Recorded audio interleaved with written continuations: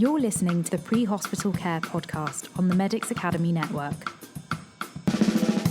Welcome back to the podcast. Today we're looking at burn injury in pre-hospital care with Krissie Stiles. So it's true to say that burns can be relatively uncommon, but when they do happen, they can be extremely life-changing. And they're pretty much some of the most challenging patients, both for a clinician and indeed for a patient. So in this next compilation episode, Krissie takes us right from first principles through to the nuances of specialist burn care. So we talk about what actually happens to the tissue after a burn, why cooling matters, we look at the empirical evidence, and when it can become harmful, and also how to assess burn depth and surface area. We look at airway considerations, analgesia, fluid resuscitation, burn dressings, referral pathways, and some of the common myths that continue to creep into pre-hospital care practice.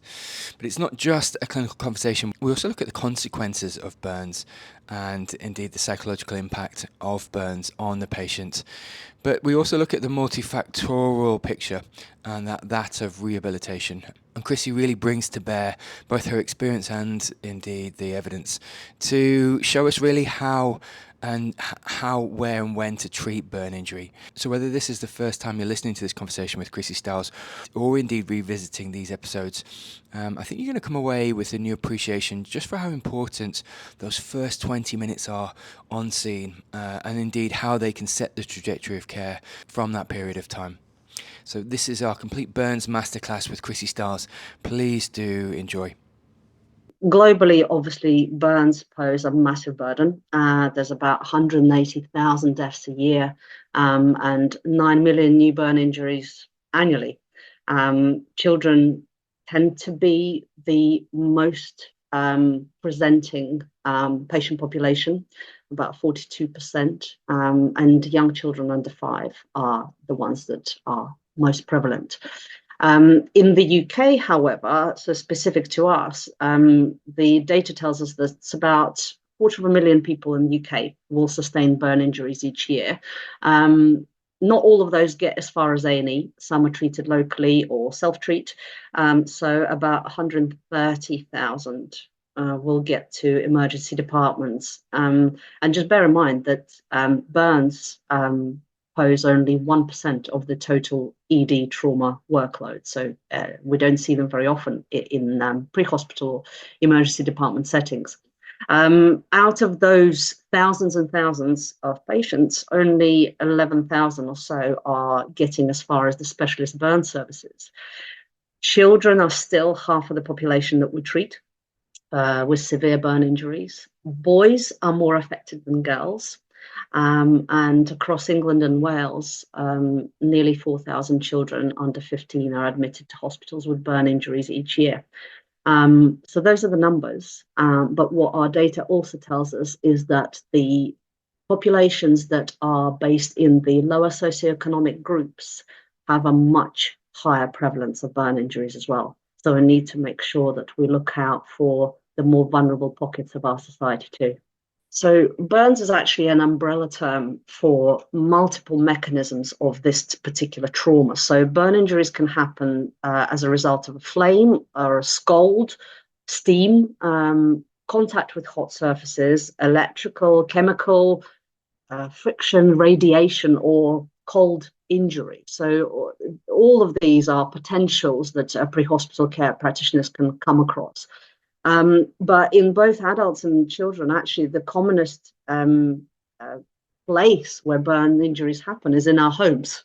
So in kids, about 80% of all accidents will happen in the home, and 50% of those happen in the kitchen. So actually, we are in our safest places where we feel most comfortable, and that is where we tend to get burned. So majority of burns in children and adults are actually as a result of a scald injury, and they represent about 43% of all acute burn injuries. So scalds are as a result of hot liquid being spilt by accident on a person. So for children with severe burns, your top 3 causes of burn injuries are scald, flame, and contact with a hot surface. Whereas in adults, the severe burn injury, the top three causes are flame, scald, and contact. So we're all kind of hovering around the most frequently presenting types of injuries. The more shocking statistic, and certainly as an ambassador for the Children's Burns Trust, for us is that 64% of children, and those are mainly kids under 5, so 64% of children with burns will require hospital admission as a result of a hot drink scald. So it's not their hot drink, it's usually the parents' hot drink, and yet these are the numbers of children that are actually getting injured. On the kind of relief side, most burn injuries are non-complex. So 90% of burns that we would see in the specialist services are non-complex burns. They're also unintentional, and they're either accidental or through carelessness or inattention. For adult patients, and you being paramedic, you will attest to this, a drug or alcohol is involved in about 15% of cases as a contributing factor to burn injuries as well.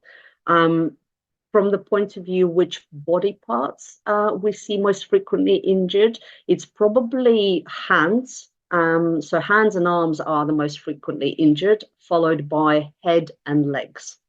Ultimately, we must remember that however impactful the first impression of the patient with a burn might be for you as an attending clinician, burns are trauma, and they have to be approached as such. So your assessment and treatment must always be applied to a trauma casualty who happens to have burns, not a burn casualty with injuries.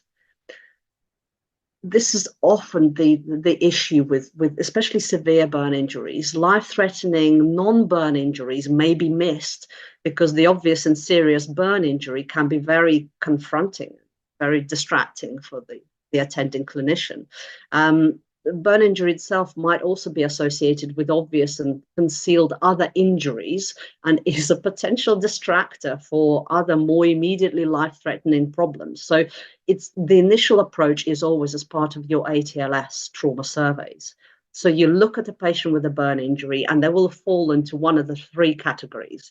They either have an isolated burn injury, or they have a burn with an obvious other injury. So it's polytrauma plus burn. Or you have a burn with a concealed additional injury. And those are the latter one, are the really, really tricky ones. So you need to take a systematic approach to trauma to identify and treat life-threatening injuries as you find them. So that's your primary survey. And then it's followed by a systematic evaluation of the burn injury itself. And you would estimate the extent of the surface area, the depth of the burn, and the distribution of the burn injury. So from the point of view of estimation of severity of the burn, we tend to look at the size of the burn. So it's estimated as percentage total body surface area burned. For that, we have multiple methods because we like to confuse non-specialist providers. So there is the Palmer surface method, which utilizes patient's palm with fingers as an equal to 1% of their body surface area. So if you look at the patient's palm with their fingers and think, okay, that area there is their 1%, so how significant is this burn injury? And then you can hopefully estimate the size of the burn that you're looking at. There is also Wallace's rule of nines, which actually, in my experience, is the one that's preferred by pre-hospital community.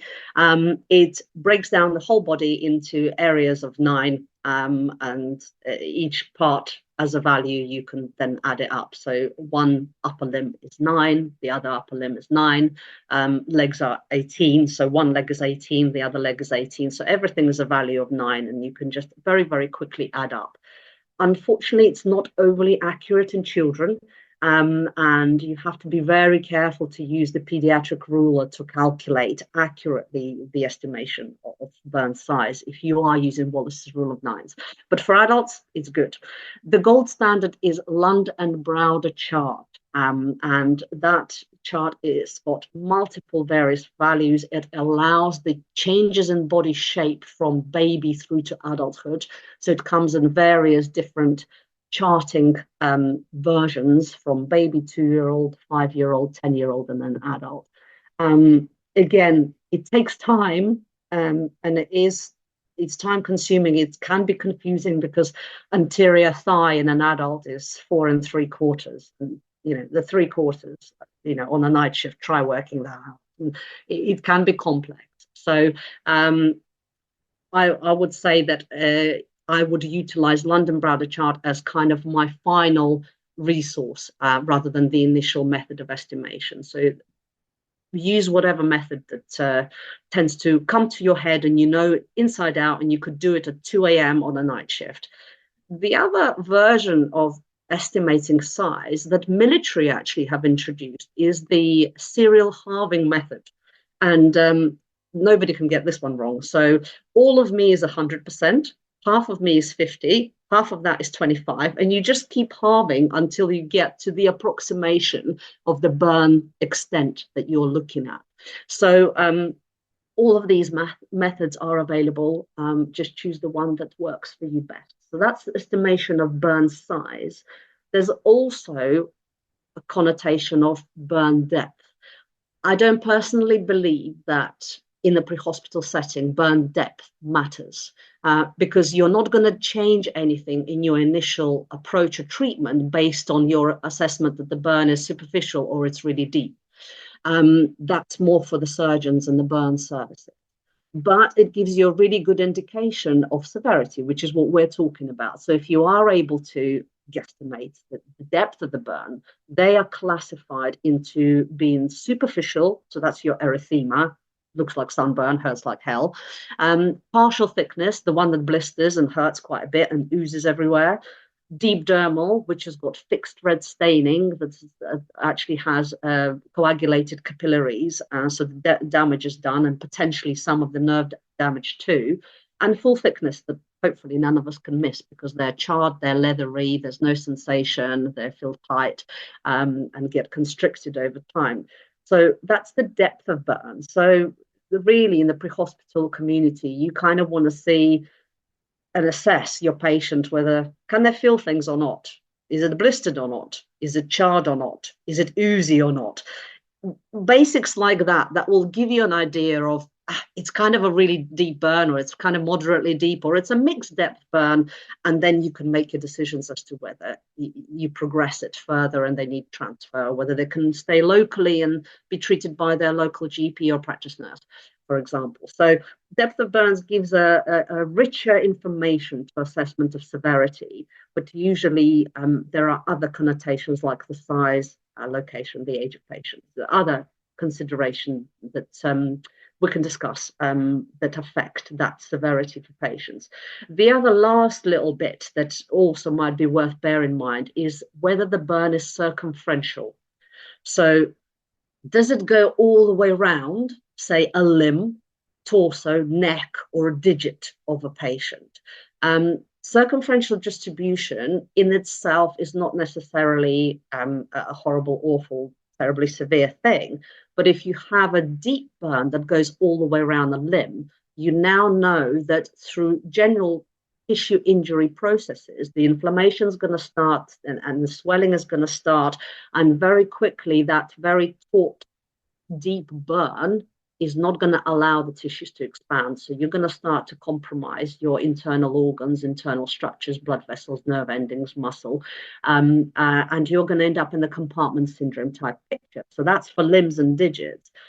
For neck and torso, it can have real connotations to patients' ability to breathe and expand their chest. In children and the neck burns, if they go circumferentially or even partly occluding the neck, you need to be very aware that as soon as that swelling happens, it can go push the swelling internally and occlude their airway. So always being aware of size of burn, a bit aware of the depth of burn, but also aware of is it circumferential or not.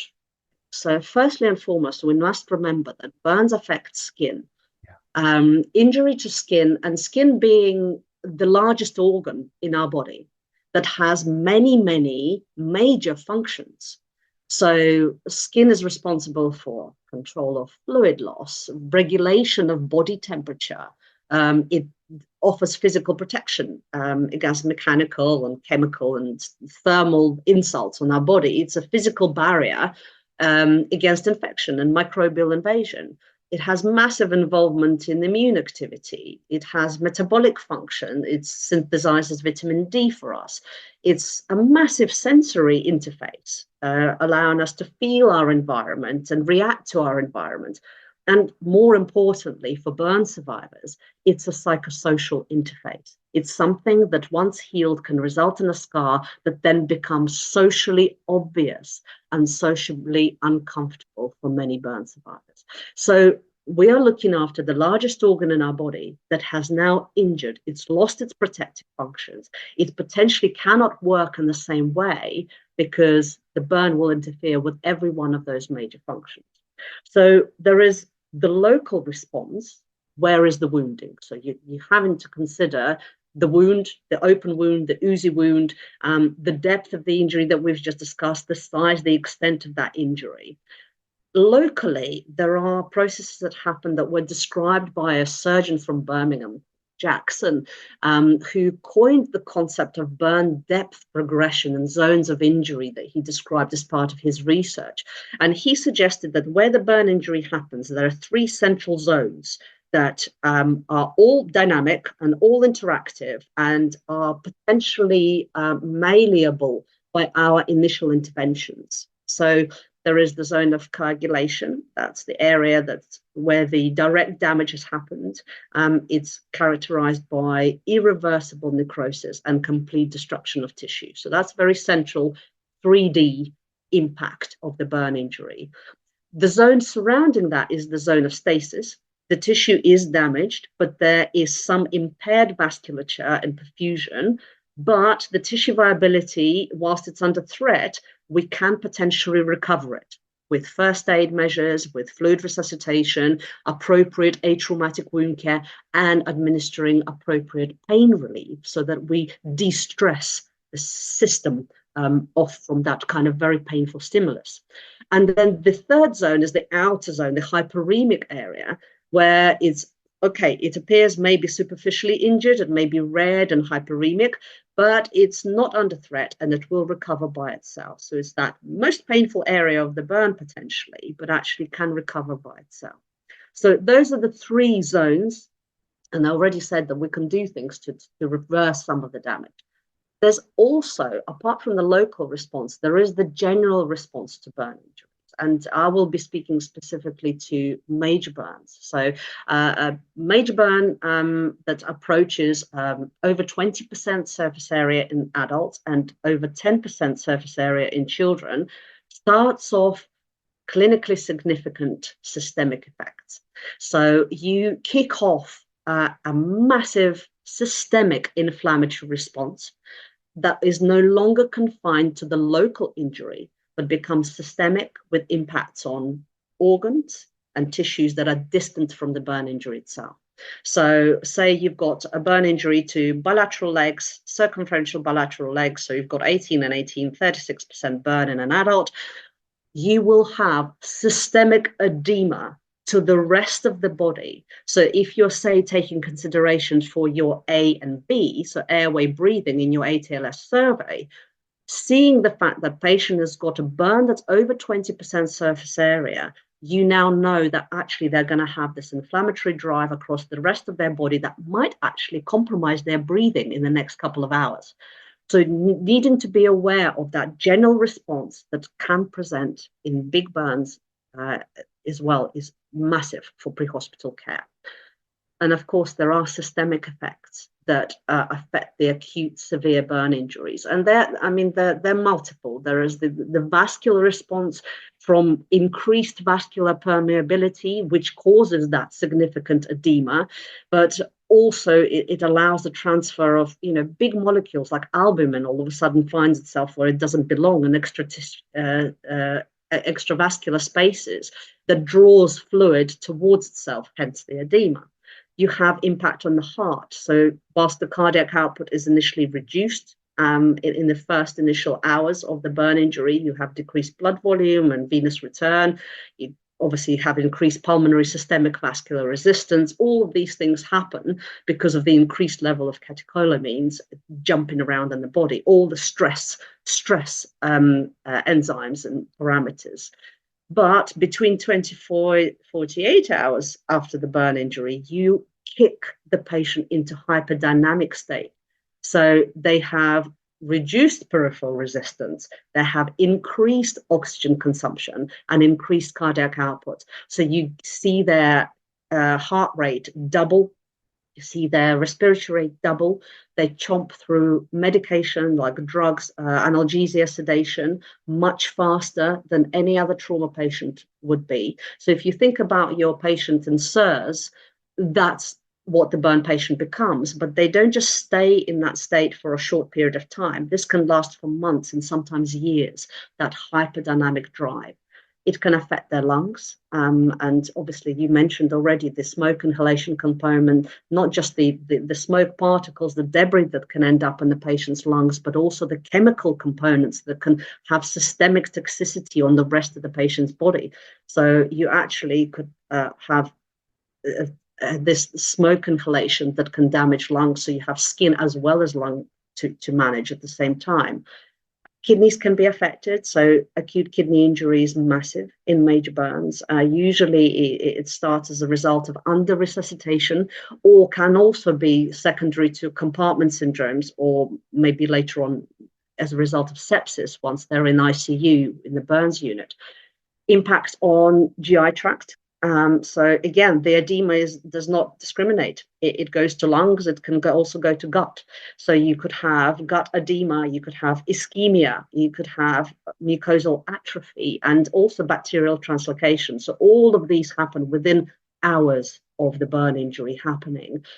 For that reason, we start very early feeding through nasogastric route to try and offset, to remind the gut that actually it's meant to be working, it's meant to be providing energy. So it actually offsets quite a lot of these elements, consequences of major burn if we do early feeding very early on.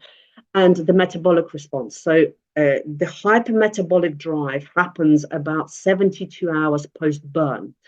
You have a metabolic and catabolic response that develops that can persist for months and months, and like I said, years. The catabolic response is the most dangerous one for our patients because body preferentially uses muscle mass for energy source.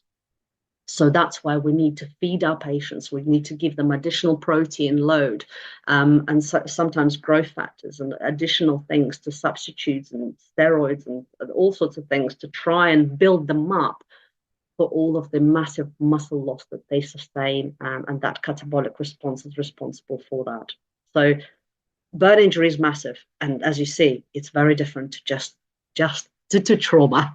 Yeah, no, indeed, indeed, and as you said, it's multimodal, and the severity of even more sort of minor burns just compounds over time, and I think it kind of leads me quite nicely into this next question, actually, Krissie, around complications of burns. But one of the main things I've really struggled with burn injury, especially in an entrapped environment where there is maybe significant airway burns, but either circumferential or airway or neck burns and chest burns, is that what you're seeing isn't necessarily the fruition of the injury, the compounding inflammation over time, and actually it becomes harder when you're with this patient over 4 to 6 hours, where maybe in rural services where you've got to transfer this patient over 4 to 6 hours, because you've got to almost in your mind think, right, what's the worst case scenario for this patient, because I need to almost treat now for this spectrum of care, the spectrum of inflammation,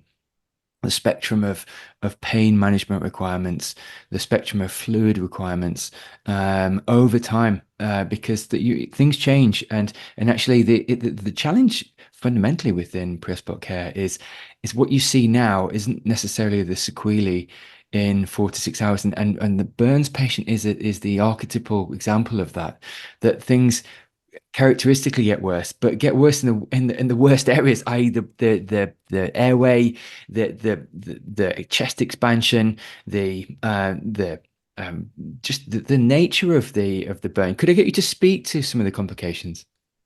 Yeah, I mean, I like the fact that you're thinking when you are with that casualty, what's the worst that can happen?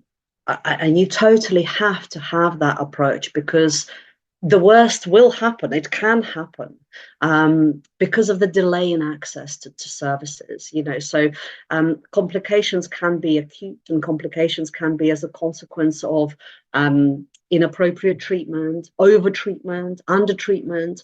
In delaying access to appropriate care, and obviously as a result of the injury itself, as I've already alluded to, the multimodal impact, severe burns. So in the acute stages, if we go through the whole A to E assessment, for airway, you have one of the major significant complications is the loss of the airway. It is progressive. So you need to make sure you start thinking about how am I going to secure this airway, because if the edema is progressing, you potentially are going to lose it. And if it's not you, then you need to make sure that you've got a colleague and advanced skill set nearby that potentially can support that for that patient. Under B, you've got your smoke inhalation that can impair gas exchange and cause systemic toxicities. So potentially you have a patient who's got cyanide gas intoxication and won't get better unless we reverse it with an antidote treatment, for example. There are also the circumferential chest burns in adults or chest and abdominal burns in children that can potentially prevent their chest expansion. So whilst, yes, we've secured their airway, we're trying to bag them or trying to ventilate them, and it's not working, potentially they are at a need of a sclerotomy to improve their ventilation. For C, you have significant lack of sites for IV lines. You are dealing with potentially extensive burn injury. You might have leathery eschar that's constricting limbs, causing compartment syndrome, and you're trying to shove your lines in somewhere that's non-burnt area as per guidance. So that's a massive challenge for clinician at side, but for the patient themselves, if you have constricting circumferential limb burns, why not you as a clinician check the pulses, peripheral pulses? Yes, it's not technically life-saving assessment, but it can be done extremely quickly and will add important information about the status of your patient, about their limbs, and potential limb salvage for them in the future. Because if that limb is starting to become compromised, within 3 or 4 hours, the potential to reverse that flow that's currently being occluded is gone. So you need to appreciate, right, where can I convey that patient to in order to save their limbs? Gives you a very different understanding of what the consequences and complications of the burn injury can be. Under D, you have increased requirements for pain and sedative medication because of the hypermetabolic drive. There are also some causes of restlessness and maybe even decreased level of consciousness due to hypoxemia or carbon monoxide or cyanide poisoning. So you need to be very aware of the changing neurology within your patient, and potentially that we've missed something, especially if they've come from a burn in an enclosed space where they lost consciousness and were rescued out of that environment. And finally, under E, you've got your kind of thermoregulatory properties of the skin that we've now lost. You have a massive open wound surface that is wet and oozy, and you patients who've lost integrity of their skin and cannot keep themselves warm. If they're sedated and anesthetized, they also won't be able to shiver to increase their metabolism to keep themselves warm. So we need to be very, very mindful of the fact that, I mean, we already know of the lethal triad and trauma. These are your patients. Burn patients will be in lethal triad because they will be hypothermic because of the loss of skin and all of the evaporative heat losses.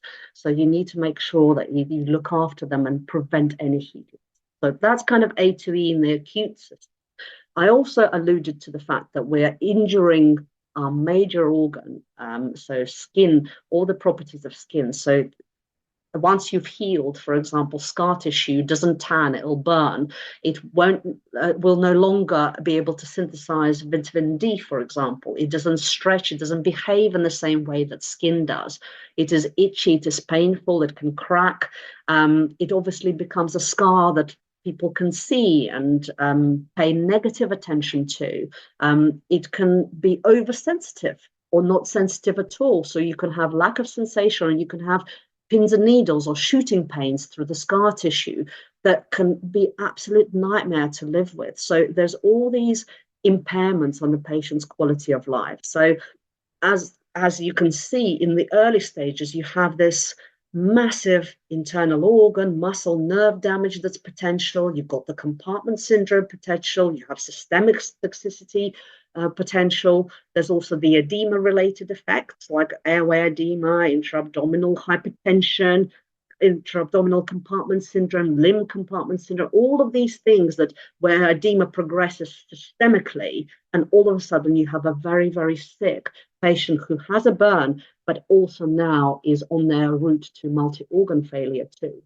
And the long-term consequences of the burn injury will be things like limb loss or digit loss.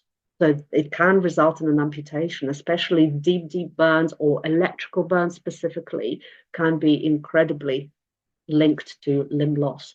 Scarring and disfigurement is inevitable in a burn injury that takes longer than 3 weeks to heal. And yes, we can treat it, but scars on their own have a very different typology, and they behave in a very different way depending where they are as well.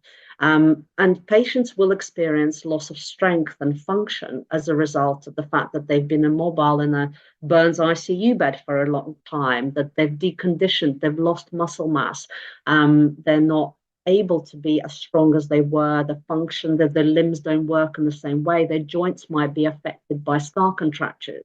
All of these can be managed over time, but the recovery takes months and years and takes a massive team to support the recovery of these consequences of severe burn. We often talk about adults, but we forget that the demographic that actually gets burnt the most are children and elderly, and they are the trickier patients for us, as you describe, that screaming child that, they're never going to swallow anything, it's just going to be spat out. The intranasal route is absolutely awesome, but as you say, is not always available to your pre-hospital care clinicians. And that is frustrating because it is ever so effective. And regardless of the age demographic of the patient, if I am a patient who's in pain, I'm not going to listen to you. I'm not going to do as you tell me until you manage my pain, because pain is all I know right now. And you're not going to get on top of anything else with me or get me to do anything until that's managed. So analgesia is absolutely one of the massive priorities in burn care. You can't get to me to assess nothing, to take anything off until you've given me pain relief. And then I'm more compliant, then I'm more manageable. Then it's nicer for everyone to be around.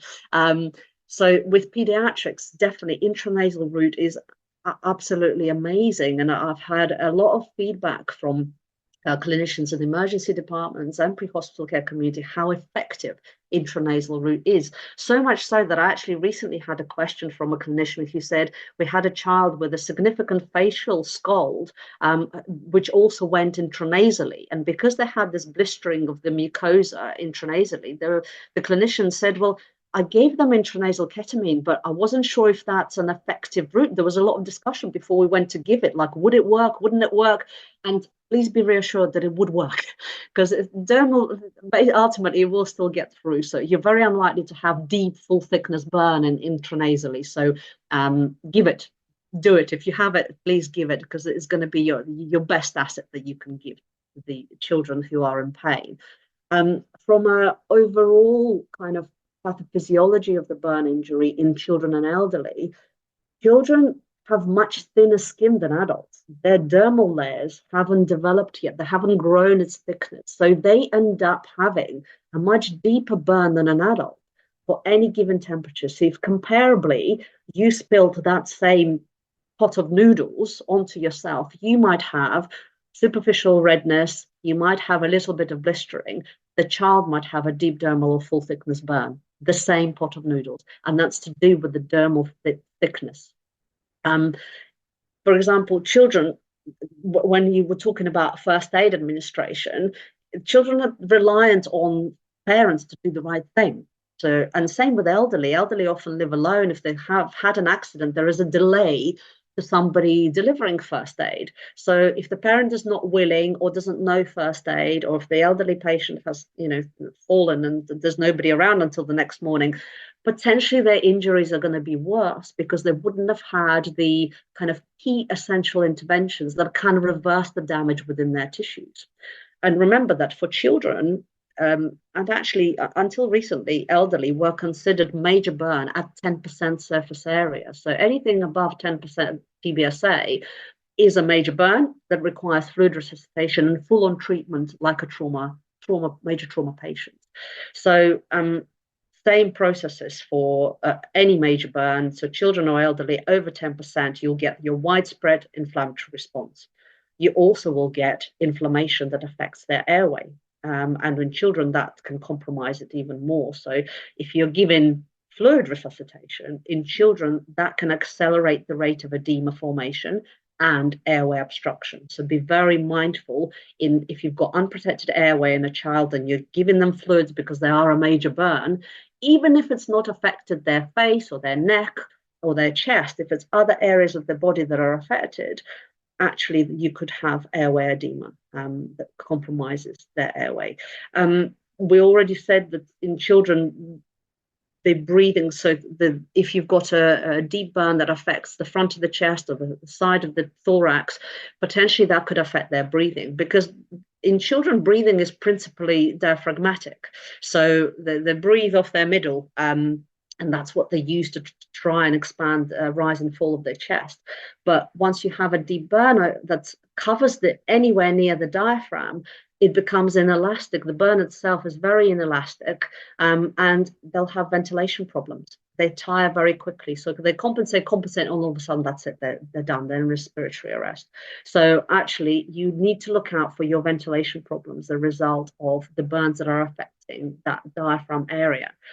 The delays in fluid resuscitation can also cause problems. They can compromise care and outcome for children and elderly. From a size assessment, we already said that the percentage TBSA, when you're charting, children have massive heads, tiny bodies, and tiny legs. So majority of their TBSA is in their head.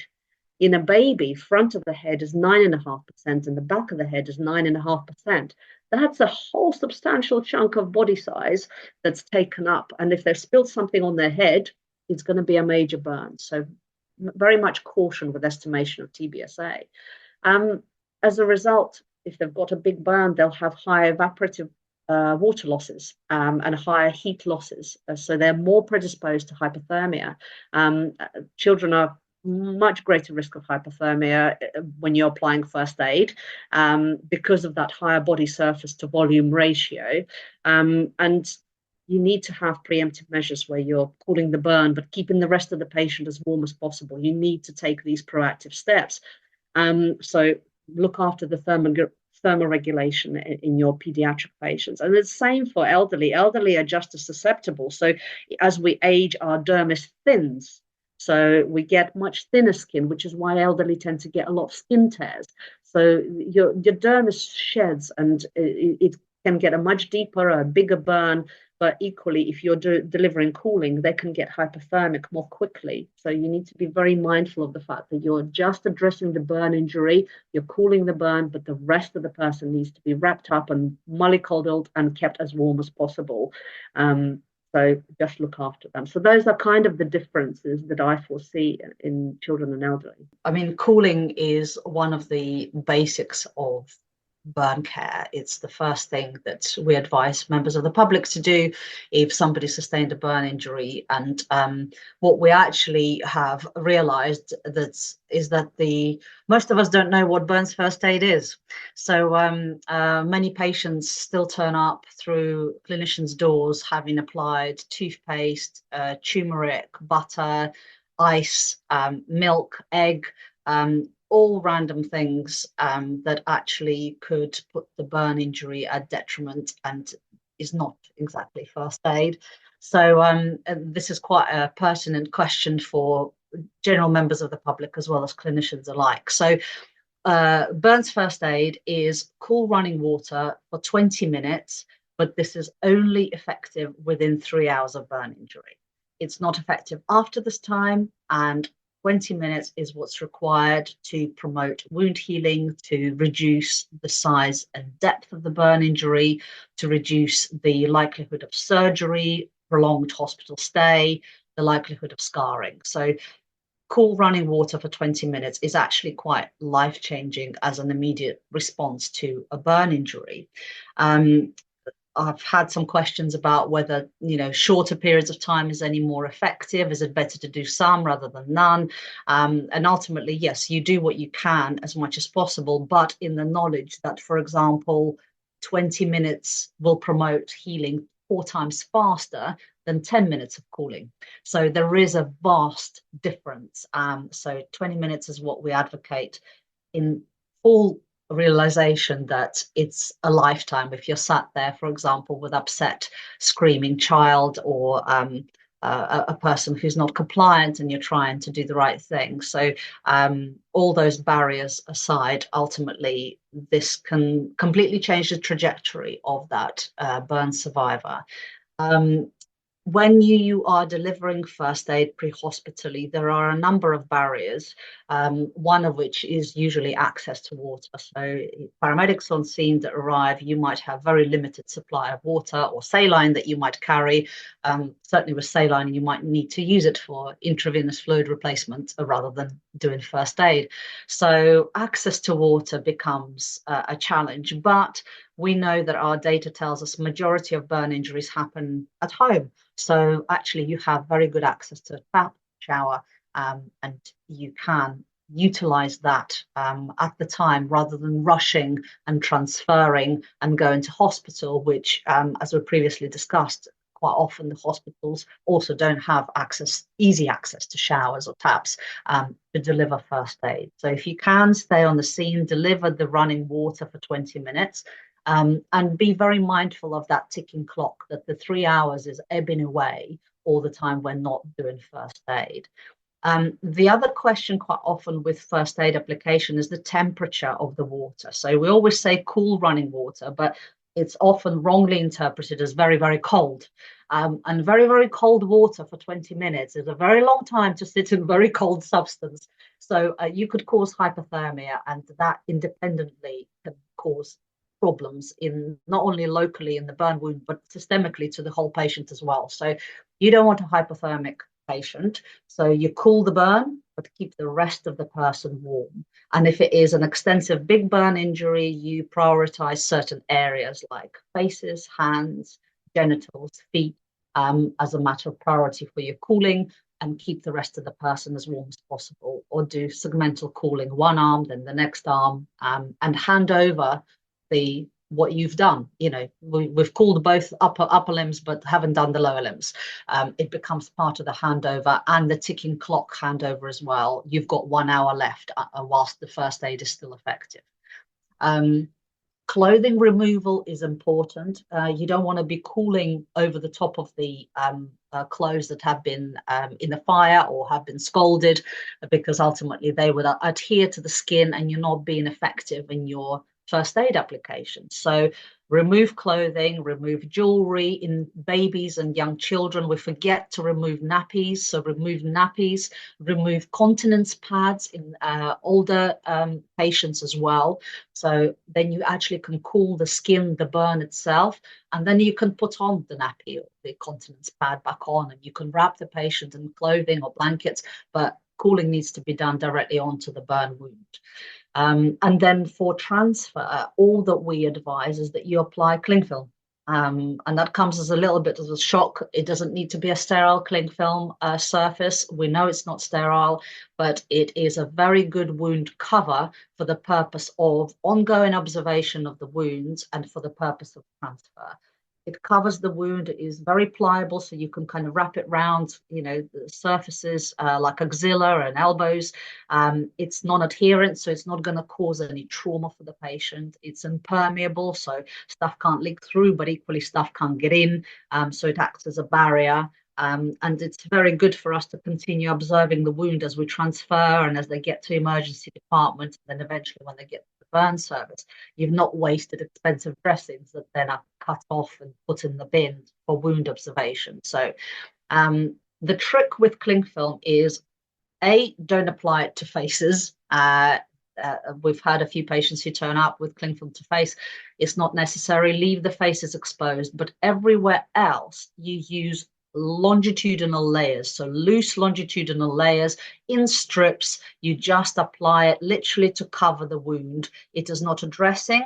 It is not a permanent wrap. So don't be tempted to wrap around the person's torso or wrap around their limbs, because it is actually not elastic. So if they try to breathe as you wrap them around the chest, they might not be able to breathe easily.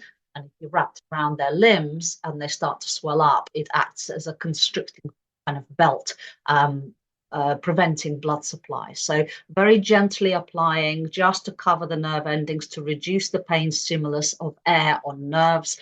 And that's very, very effective. It also acts as an additional adjunct to your prevention of heat loss in a major burn patient too. So cool for 20 minutes. It's only effective within 3 hours. And once you've done the cooling, you apply cling film gently in layers over the surface of the wound. What's your thoughts on burns dressings, Krissie? So most ambulances do have these aloe vera dressings, which are impregnated with aloe vera to cool the burn. I think reading the instructions, they do say only leave on for, I think, 20 to 30 minutes because it can cause profound cooling of the body. But what's your thoughts on that? So when British Burn Association were putting together our first aid guidelines, we looked into the evidence behind the hydrogel burn dressings. And there was insufficient evidence for us to recommend their use, especially in presence of a far superior method of cooling, which is water, something that has plenty of evidence for. We say, in presence of water, do water cooling, do not use gel dressings. So one of the other issues is that the hydrogel gel dressings often will market themselves as being a dressing as well as a first aid cooling adjunct, and also as an analgesic. Three things that one product professes to do.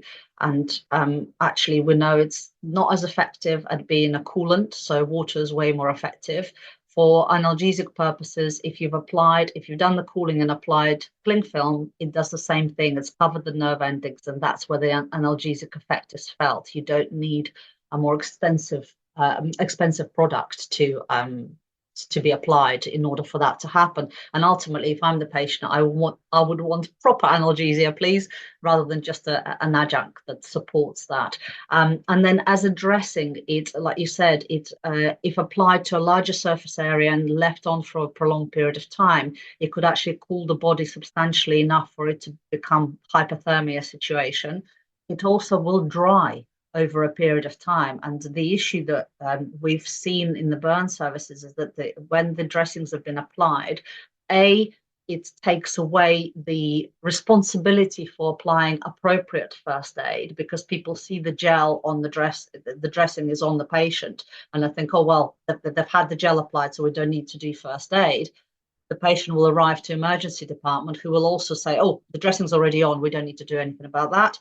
And then eventually the patient arrives to the burn service and it's too late to advocate. That 3-hour window is long gone, and nobody's done first aid because the gel has been on, and it's the least effective method of cooling the burn wound.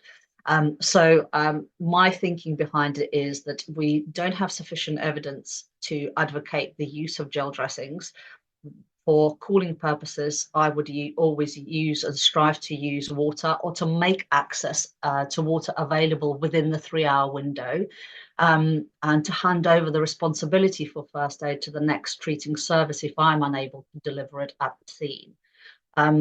With gels, I know that some air ambulances have kept it for the facial burn wounds, and I would say that unlike, well, I suppose like everywhere else, first aid is a priority because you're reducing the depth of size and all of the other consequences of the burn. Whilst the person is no longer on fire, or maybe they've scalded themselves, you've removed them from that injuring mechanism, but the injury is still ongoing. The heat is still in the tissues, and until we do the cooling, you're not actually reversing the damage. The damage is still being done, even though you think the patient is safe now. So if you're applying the gel, that cooling process potentially will be much, much slower than if you actually did the water cooling. And if it's my face that you're leaving the gel dressing for, I would much rather have the most effective treatment so that I don't end up with scarring and disfigurement on my face. So I would actually say that you can do the cooling for your 20 minutes, and then whatever dressing you apply, it really doesn't matter, because then you're applying something to make the patient comfortable rather than to actually deliver active treatment that, like first aid with water is. Obviously, there's the WHO Analgesia Clada that we're all very aware of, and you incrementally increase the strength of the analgesics that you're able to offer to your patients based on the response and what's been effective, and you step it up.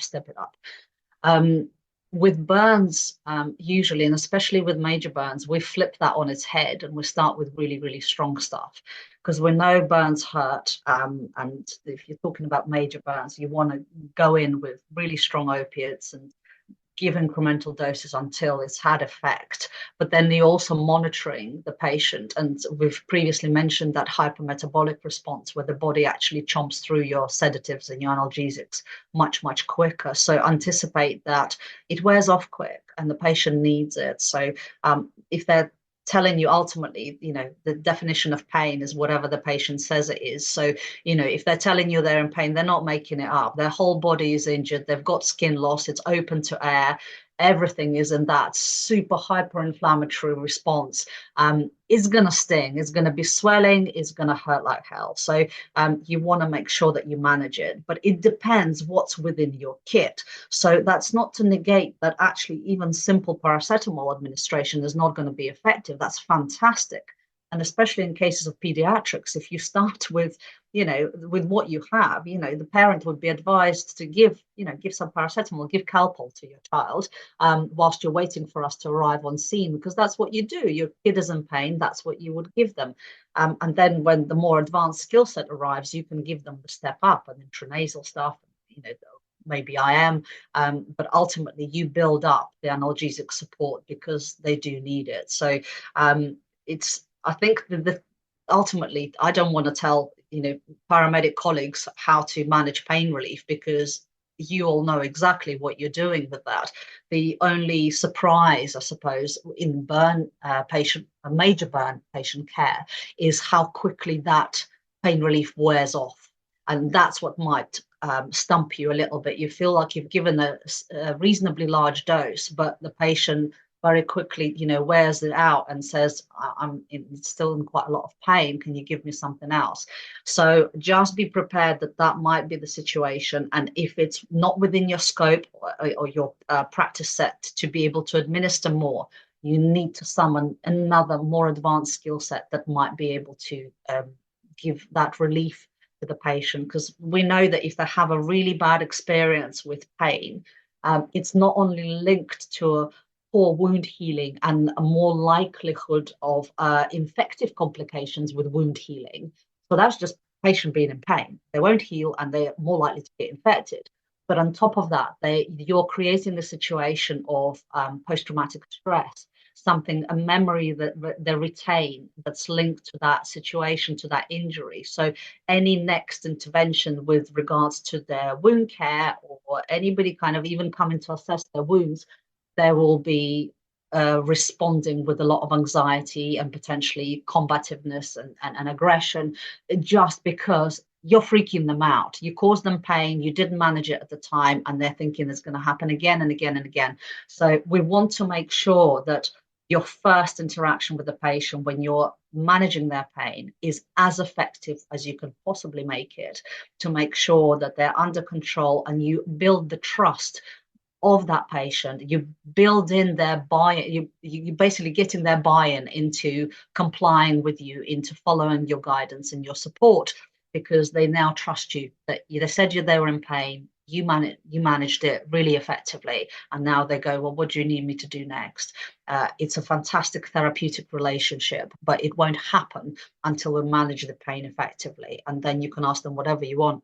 They will be very compliant and will go along with it. So pain management is a massive in burn injury care.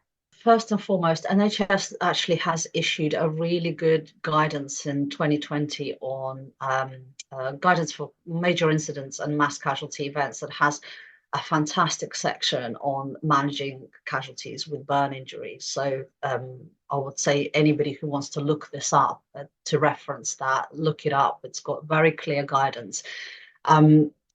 Ultimately, ATLS approach remains. You still need to do your primary, secondary surveys, and you need to try and estimate kind of the impact of injuries, the severity of injuries, and try to prioritize where you should be delivering your care.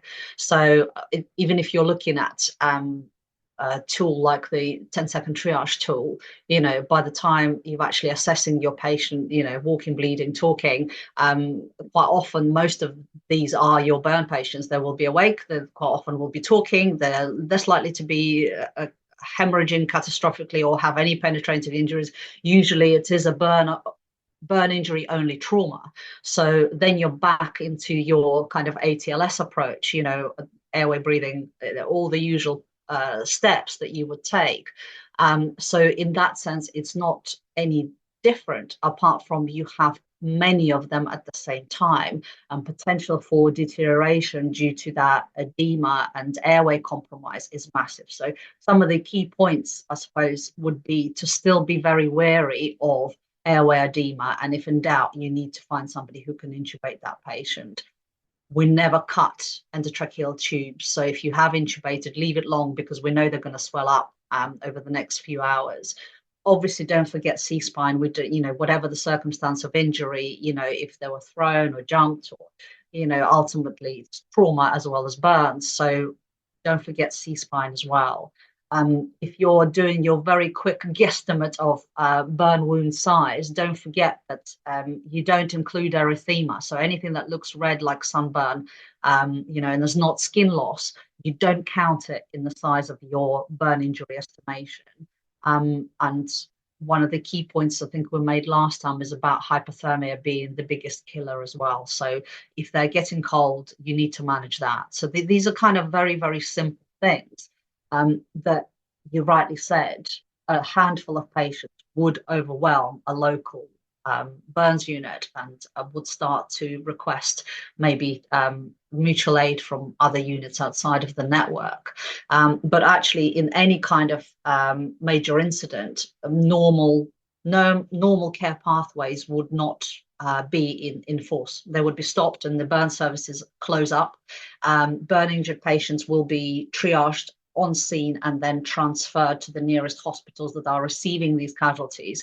And actually, we would then issue the burns incident response teams who are mobilized to go to those hospitals that are managing the casualties to help with the triage and allocation of patients across the nearest burn services. Quite often we would triage them outside of the network as well, because obviously local burn services need to manage the patients they already have.